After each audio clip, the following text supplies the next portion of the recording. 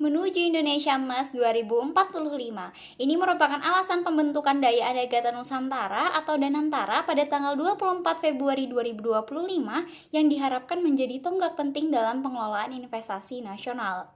Sebelum aku ngejelasin lebih lanjut apa sih sebenarnya Danantara itu, kenalin aku Tinka Mulyana Arnida, mahasiswi Fakultas Hukum Universitas Mula Warman angkatan 2022. Jadi aku bakal ngejelasin apa sih itu Danantara. Danantara sebagai visi besar pemerintah untuk menjadikan Indonesia sebagai negara maju ekonomi terbesar keempat dunia dan masyarakat yang sejahtera pada tahun 2045, tepat 100 tahun kemerdekaan Republik Indonesia. Namun, peluncuran Danantara ini menimbulkan banyak pro dan kontra di kalangan masyarakat dan para pakar ekonomi.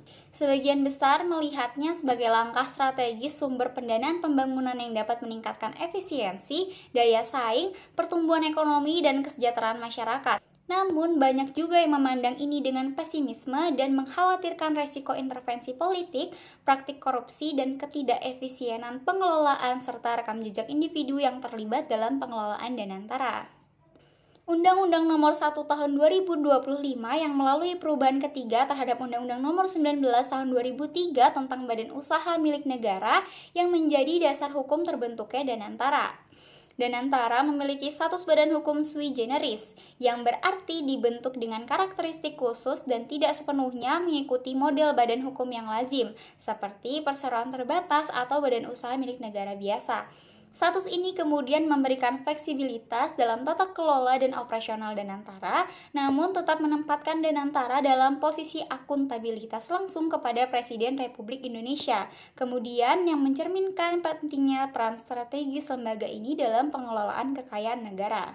Dalam konteks globalisasi dan persaingan investasi yang semakin ketat, keberadaan Danantara ini diharapkan dapat memberikan penggerak dalam menarik investasi asing dan mengelola aset strategis negara.